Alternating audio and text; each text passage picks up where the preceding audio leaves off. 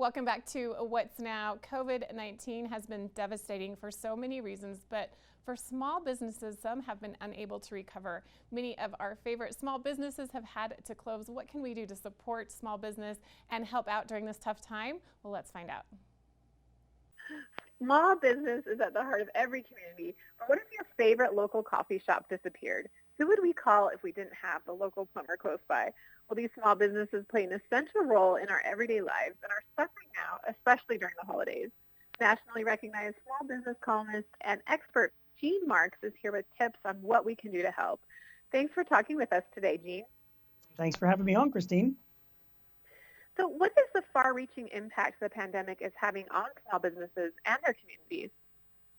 Well, I mean, first of all, come on, you read the headlines just like the rest of us, and you know that, a lot of businesses are really suffering. I mean, plenty of businesses in this country are navigating their way through this pandemic, but millions others they're struggling. I mean, restaurants, obviously, even in the Park City area, retailers and shops trying to get people into their stores, running a fitness center or a gym, travel business, if you're in the arts business, it has really been really tough. I mean, the National Restaurant Association, get this, Christine, says that 1 out of 6 restaurants could go out of business in the country because of this pandemic, which is just, crazy stuff. And in the next few, months, it's not going to get any easier until, the vaccines take hold and hopefully we can put this pandemic behind us. So lots of challenges and struggles for lots of businesses all throughout and in the Park City area as well. And what are specific ways we can all support small businesses this holiday season and into the new year? Okay, so I'm going to give you some ways. And let's also remember that whatever ways that I give you, you're not just supporting small businesses, but you're supporting their employees as well. Because a lot of businesses they're struggling, but they're also struggling to keep people employed. And it is it's the hourly workers in this country that have been hit hardest by this pandemic.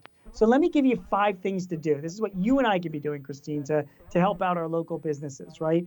Number 1 is be lazy and order out more, okay? It's fine. I'm going to give you a pass on it. Do it through the holidays. Watch some Netflix. Get some pizza. Get some food. Order from your local shops. It's great. The more that you do that over this period of time, the more you're helping out your local businesses. So that's number 1.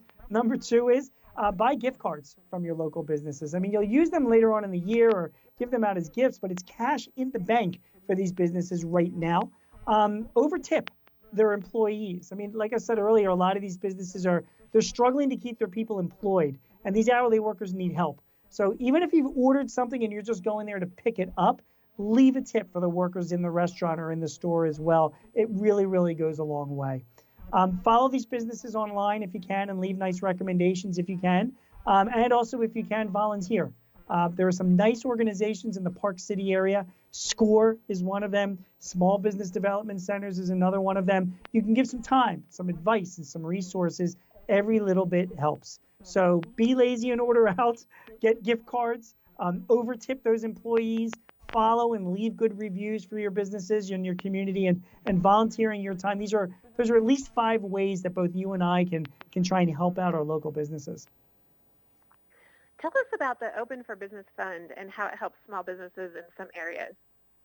Sure. I mean, listen, regardless of what happens in Washington with the stimulus, millions of businesses still need funding and capital and cash to make their way through at least through the next few months. So a lot of organizations nationally have been helping out. Wells Fargo is one of those organizations. They have established an Open for Business Fund. Christine, it's a $400 million fund, and they're getting out $50 million of that right away over the holidays, specifically to help small businesses around the country and also in Park City, to get funding and to get cash to continue to operate their business. So, if you're a business owner and you're looking for funding, don't go to Wells Fargo directly. You need to get it through their network of community development financial institutions. These CDFIs are part of a national network of nonprofit. They're nonprofit organizations that give out financing and resources, and Wells Fargo is putting all of this money through that network of CDFIs. So if you want to find a community development financial institution in your area, in the Park City area, go to wellsfargo.com/shop local. You can find those CDFIs nearby, apply to them. They can offer you loans, grants, resources, all sorts of help and assistance, and a lot of it being funded because of the Wells Fargo's Open for Business Fund. Such important information. Now, talk to us about why saving small businesses will require community-wide engagement. I mean, the reality is this. I mean, small businesses in where you live, in Park City, in Utah, and where I live in Philadelphia, they employ half of the people in your city, and they provide half of the value of your city's economy. That's what they do, because small businesses have those numbers nationally as well as locally. So, when you spend locally, you are spending on the salaries and the wages and the services of other businesses that rely on those small businesses as well. And some studies have shown that for every $100 that you spend, $68 of it stays local. And we want our communities to prosper, not only just survive. I mean, I have a restaurant in the basement of my apartment building that I live in. I don't want them to go out of business. Vacant stores are not good for the local economy and not good for your community. So the more that you can help out your small business, your small business owners locally, the better off it is for your community, the better off it is for yourself as well. And that's why we should all be supporting these entrepreneurs and these small businesses. So true. Some of my favorite small businesses have closed recently, which is really heartbreaking. It is. It's heartbreaking and bad for the community. It really is. And these insider tips that you're giving us today are so useful. Where can we get more information? Sure. So again, I'm going to speak to the business owners in Park City. You need money. You need financing. Go to wellsfargo.com/shop local. Find a CDFI, Community Development Financial Institution, in your area. Apply for money from the Open for Business Fund from Wells Fargo. They're getting cash out there to help businesses.